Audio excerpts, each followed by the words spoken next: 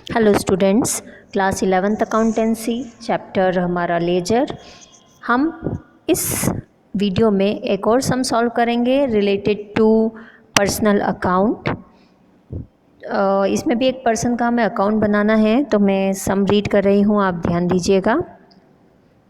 Messrs Lucknow furniture company, जो furniture का व्यापार करती है, कि निम्नलिखित सूचनाओं से मार्च 2017 के लिए कंपनी की खाता बही में भारत का खाता बनाइए और उसे संतुलित कीजिए। 2017 वर्ष है।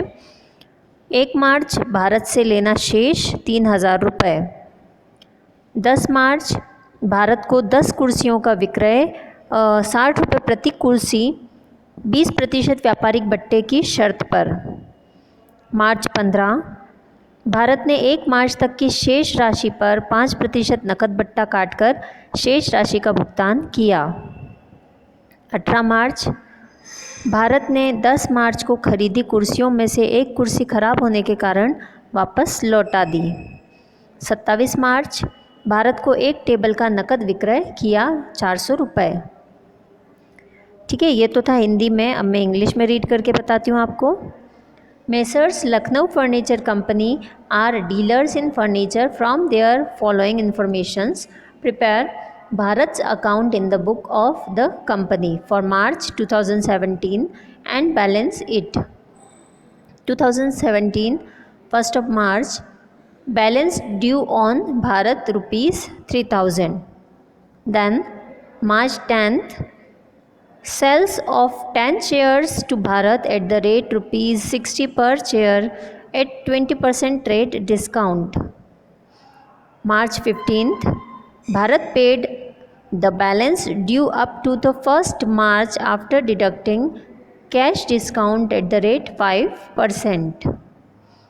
18th March, Bharat returned one defective chair out of purchase made on 10th of March. 27th of March, sold one table to Bharat for cash rupees 400. अब यहाँ इस सम में आप देखिए, सबसे फर्स्ट थिंग जो है, हमें यहाँ बैलेंस दिया हुआ है 1st of March को, balance due on Bharat, Bharat से लेना शेष। भारत से हमें लेना शेष है, दैट मीन्स भारत हमारे लिए डेटर है, और डेटर का जो अमाउंट है वो क्या होता है, डेबिट होता है। डेटर के बैलेंस को डेबिट किया जाता है, तो हम 1st of March को जो ये बैलेंस है 3000 रुपीज़ उसे डेबिट करेंगे। नेक्स्ट ट्रांजेक्शन में हमें बोला है 10th of March को sale of 10 chairs to Bharat at the rate rupees 60 per chair at 20% trade discount. तो अंडर दिस ट्रांजेक्शन हम फर्स्ट ऑफ ऑल तो टोटल अमाउंट कैलकुलेट करेंगे। ठीक है, 10 चेयर्स 60 रुपीज़ पर चेयर के अकॉर्डिंग, और जितना भी हमारा अमाउंट आएगा उसमें हम 20% ट्रेड डिस्काउंट जो है कैलकुलेट करके माइनस कर देंगे। ओके, एंड हमने सेल किया है तो एंट्री होती है भारत डेबिट टू सेल्स, तो भारत के अकाउंट में हम डेबिट साइड में इस ट्रांजेक्शन की पोस्टिंग करेंगे। आफ्टर दैट नेक्स्ट ट्रांजेक्शन है 15th of March, Bharat paid the balance due up to 1st March after deducting cash discount at 5%। अब 1st of March को जो ड्यू अमाउंट था दैट इज़ 3000 रुपीज़। आप सब में देख सकते हो 1st of March को ड्यू बैलेंस था 3000 रुपीज़, तो उस 3000 रुपीज़ का भारत ने पेमेंट कर दिया है 15th of March को, वो भी 5% कैश डिस्काउंट डिडक्ट करके। तो हम 3000 का 5% कैलकुलेट कर लेंगे और उसे माइनस कर देंगे, तो कितना कैश पे किया है भारत ने हमें, वो अमाउंट हमें कैलकुलेट हो जाएगा। यहाँ हमारी एंट्री होती है cash account debit, discount account debit to Bharat. Okay, because cash discount है तो इसकी एंट्री होती है, आप ऑलरेडी पढ़ चुके हो जर्नल चैप्टर में। तो भारत के अकाउंट में क्रेडिट साइड पर इस ट्रांजेक्शन की पोस्टिंग होगी। ओके, देन इसके बाद नेक्स्ट हमारा जो ट्रांजेक्शन है वो है 18th of March, Bharat returned one defective chair out of purchase made on 10th of March। 10th of March को जो चेयर्स उसने परचेस की थी हमसे, उनमें से एक चेयर डिफेक्टिव होने की वजह से उसने रिटर्न कर दी है।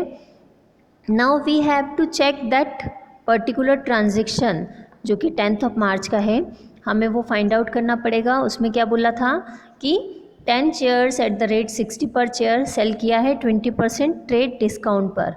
तो ऑब्वियसली जब रिटर्न की जाएगी चेयर्स तब भी हम प्रॉपर कैलकुलेशन करेंगे, ट्रेड डिस्काउंट को भी कंसीडर करेंगे। ओके, 1 चेयर डिफेक्टिव है और उसे रिटर्न किया है, तो 1 चेयर की वैल्यू थी 60 रुपीज़, तो 60 रुपीज़ में से हम ट्रेड डिस्काउंट 20% माइनस करेंगे। Then last transaction 27 March, sold 1 table to Bharat for cash ₹400। अब यहाँ पर कैश ट्रांजेक्शन है तो भारत की तो एंट्री भी नहीं होगी और ना ही उसके अकाउंट में पोस्टिंग होगी, बिकॉज इसकी एंट्री क्या होती है, cash account debit to sales. Cash account में होगी इसकी पोस्टिंग और सेल्स अकाउंट में होगी, भारत के अकाउंट में इसकी पोस्टिंग नहीं होगी। ओके, सो आई थिंक आपको क्लियर होगा। सॉल्यूशन की तरफ चलते हैं हम। First of all we write the heading of the account Bharat या Bharat account, debit side, credit side, date particulars JF amount, then again date particulars JF and amount. Now first of all we have to write the balance. हम date के column में दोनों side year लिखेंगे 2017। Then 1 मार्च को जो balance due है भारत का हम डेबिट साइड पे लिखेंगे, to balance brought down. Amount के कॉलम में 3000 रुपीज़ अमाउंट। नेक्स्ट ट्रांजेक्शन है हमारा 10 मार्च को, sales of 10 chairs to Bharat at the rate 60 per chair at 20% trade discount. अब 10 चेयर्स है 60 rupees per chair, that means 10 into 60 600 rupees. 600 rupees की जो total chairs हैं उन पर 20% ट्रेड डिस्काउंट है। Now we have to calculate the amount of discount. आप 600 का 20% कैलकुलेट करके देखिए, अमाउंट आएगा 120। 600 में से 120 माइनस करते हैं हम तो अमाउंट आता है 480 रुपीज़। तो 480 रुपीज़ हम अमाउंट के कॉलम में नोट डाउन करेंगे। After this next transaction is 15 March, Bharat paid the balance due up to 1 March after deducting cash discount at 5%। तो 1 मार्च को जो बैलेंस ड्यू था भारत का दैट इज़ 3000 रुपीज़, उसने इस 3000 रुपीज़ का पेमेंट कर दिया है 5% कैश डिस्काउंट डिडक्ट करके। तो we have to calculate 5% of 3000 rupees. आप 3000 रुपीज़ का 5% कैलकुलेट करेंगे तो 5% आएगा इसका 150 रुपीज़।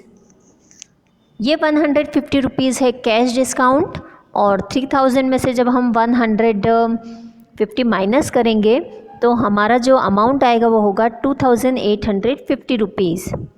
ओके, हमें कैश रिसीव हो रहा है भारत से, एंट्री होती है कैश अकाउंट डेबिट, यहाँ डिस्काउंट है तो discount account debit to Bharat. तो भारत के अकाउंट में क्रेडिट साइड पे हम डेट लिखेंगे 15 March, by cash account 2850 rupees, because ये नेट अमाउंट है जो हमें रिसीव हुआ है भारत से। Again 15 March for posting amount of discount by discount account 150 rupees. Now the next transaction is 18 March, चेयर 10 मार्च को जो हमने 10 चेयर सेल करी थी eight the rate 60 per chair on 20% trade discount, तो उन्हीं में से 1 शेयर जो है रिटर्न कर, तो यहाँ पे भी हमें वो अमाउंट कैलकुलेट करना पड़ेगा। 1 शेयर है 60 पर चेयर के अकॉर्डिंग, यानी 60 रुपीज़, उसमें से लेस करेंगे हम क्या चीज़, discount, trade discount.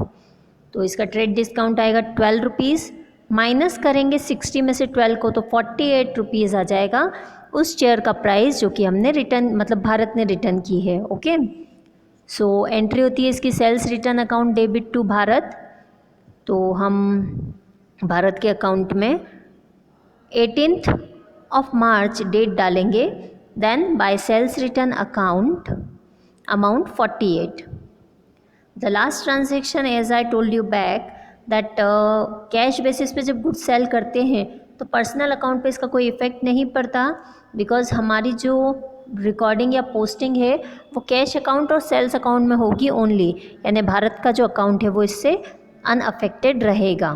Okay, now we have to total both the sides and हमारा जो डेबिट साइड का टोटल है वो ज़्यादा है 3480।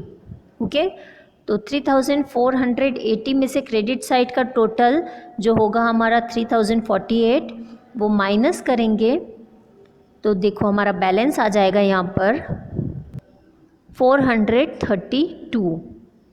ओके, ये जो बैलेंस है इसे हम लिखेंगे क्रेडिट साइड पे, बिकॉज इस साइड का टोटल हमारा मतलब जो है वो कम आ रहा है डेबिट साइड के कंपैरिजन में। तो हम लिखेंगे क्रेडिट साइड में date 31 March by balance CD particulars के कॉलम में, एंड देन अमाउंट लिखेंगे 432। दोनों साइड का हमारा टोटल इक्वल हो गया है 3480 3480। अब ये जो बैलेंस है हमारा, we have to transfer this balance on next month on the right side. मैंने लास्ट वीडियो में भी आपको बताया है कि जिस साइड का टोटल ज़्यादा होता है बैलेंस उसी के नाम से आइडेंटिफाई होता है।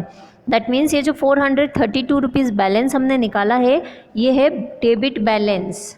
ओके, हमने इसे क्रेडिट साइड, आप बोलोगे कि क्रेडिट साइड पे लिखा है मैडम और आप बोल रहे हो डेबिट बैलेंस है।